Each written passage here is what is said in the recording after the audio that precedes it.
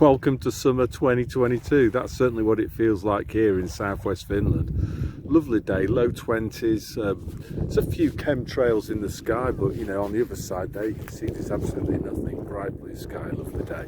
Anyway, not here to talk about the weather, here to talk especially to Brits about things that they should be aware of.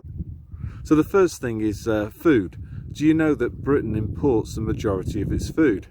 Now that shouldn't really come as much of a surprise to you. Where I used to live in Surrey, the place was quite rural, but most of the land was used to graze ponies for rich bankers whose daughters wanted to ride on horses. So Britain is very heavily dependent on imported food. We've got lots of land available, but it's not used to cultivate food. A lot of it is lying fallow, idle, not doing anything. A lot of National Trust land, for example, could be used to grow food, but it's not. So yeah, well over half of the food that we consume is imported in Britain. And that's a massive problem because, as you know, at the moment, we're not going to be getting grain from the Ukraine, or a lot of the cooking oil, sunflower oil, apparently that also comes from the Ukraine too.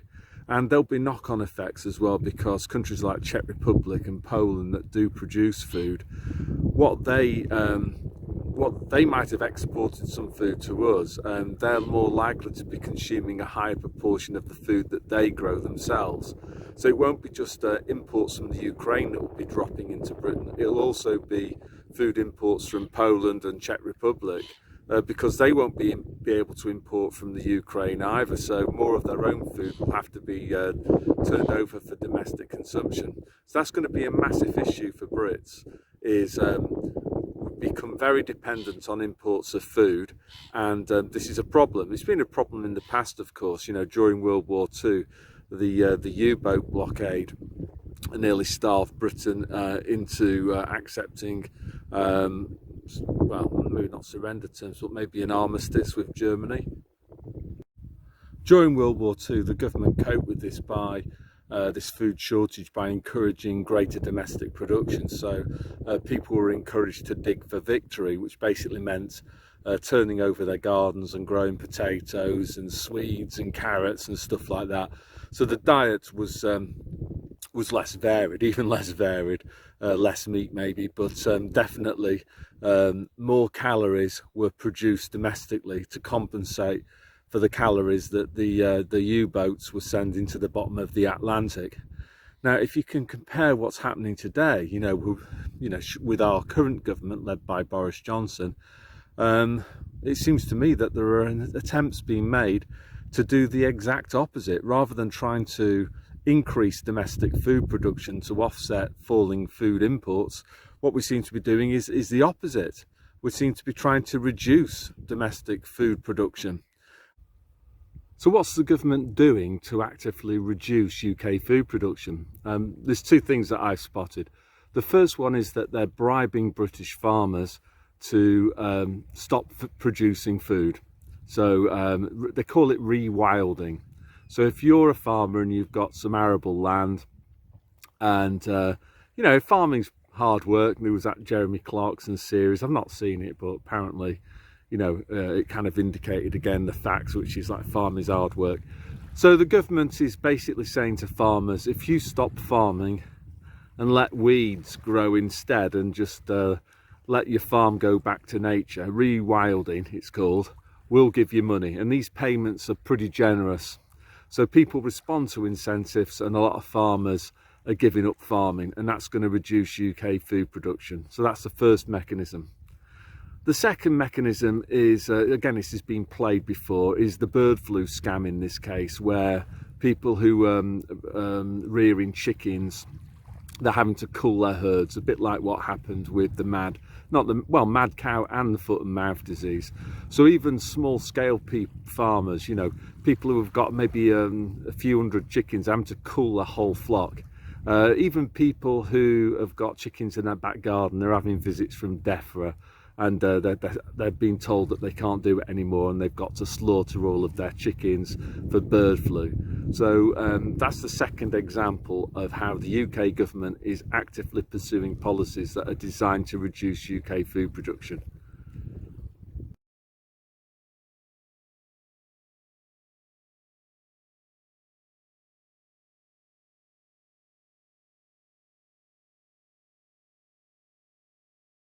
There's also other stuff going on, such as fertilizer shortages, or if you can get hold of fertilizer, it's very, very expensive. And again, a lot of that is down to money printing and this so-called war in Ukraine that has disrupted the supply of fertilizer. Apparently, a lot of it comes from there. So that again, if you can't get hold of the fertilizer, or if it's too expensive, at the margin, that's going to incentivize farmers to produce fewer crops. You know, so at this point, you know, you start to think about Klaus Schwab, don't you?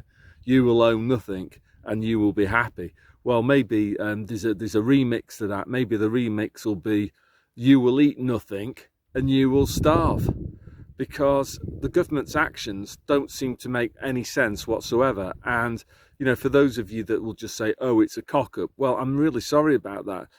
That is just, it's not a credible position to take anymore.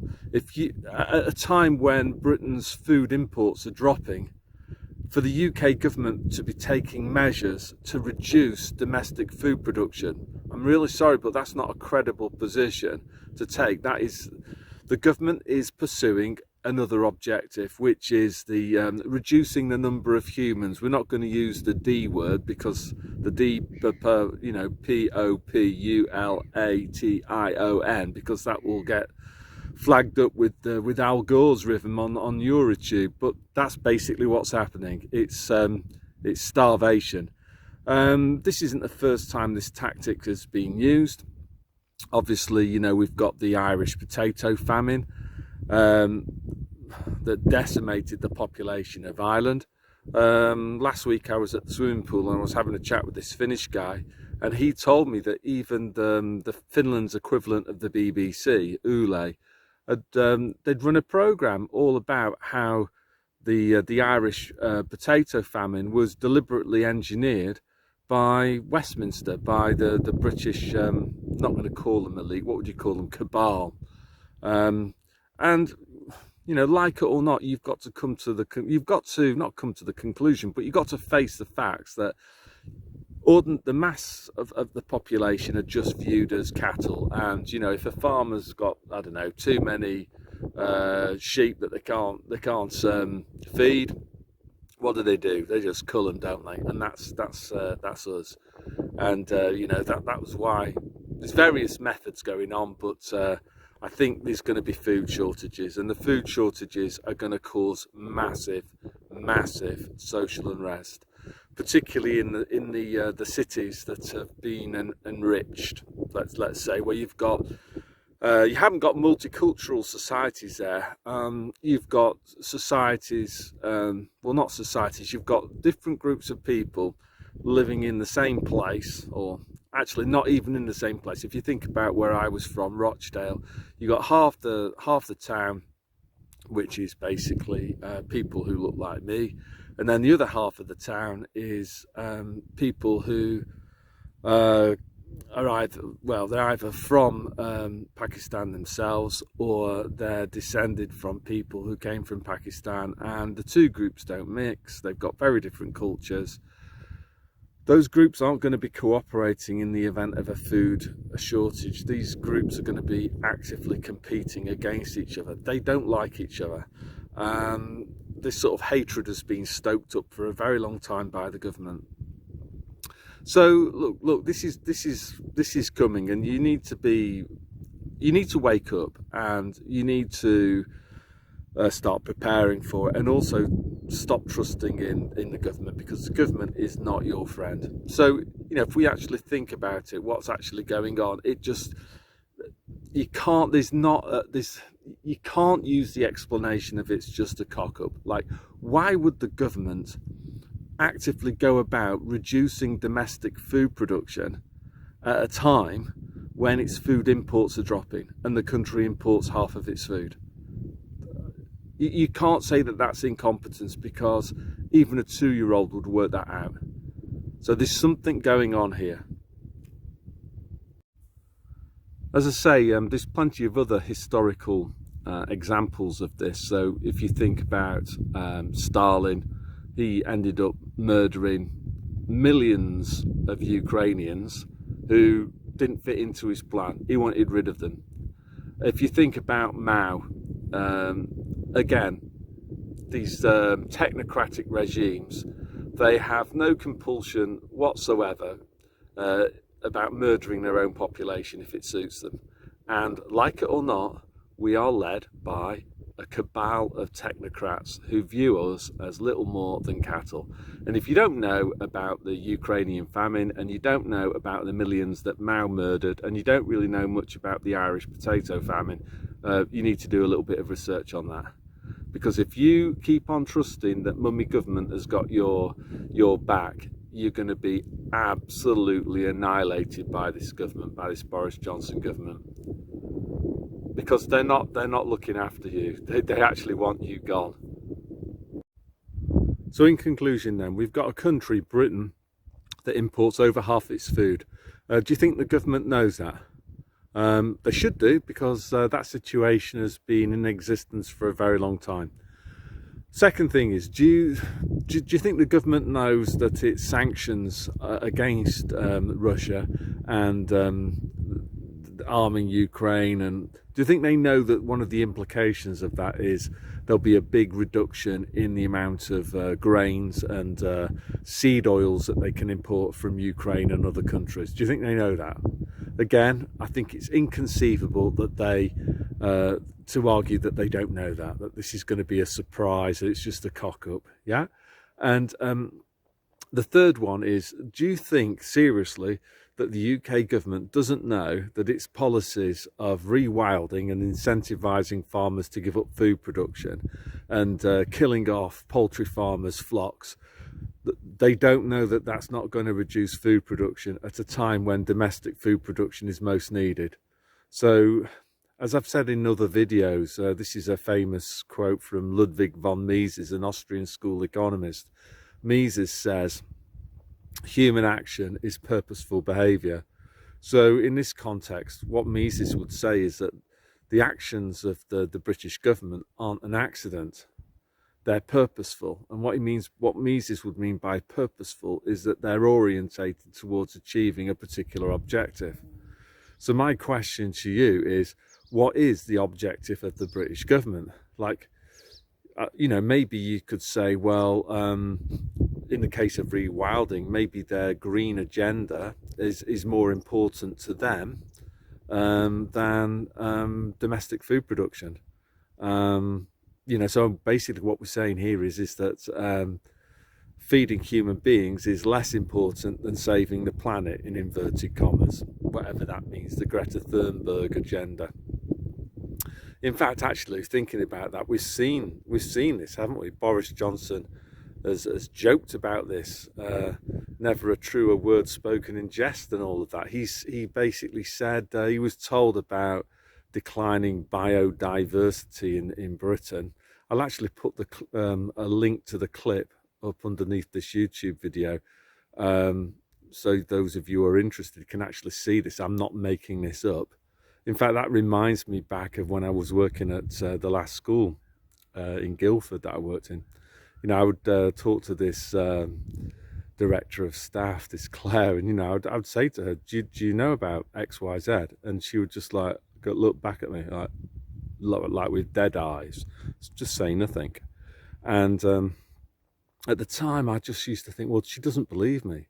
So I would always say to her, look, I'd actually say that to her face. I'd just say, look, you don't believe me, do you, Claire?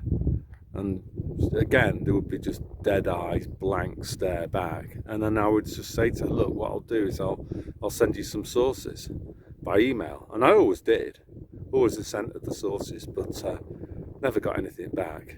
No reply. That's why, that's another tactic that the kind of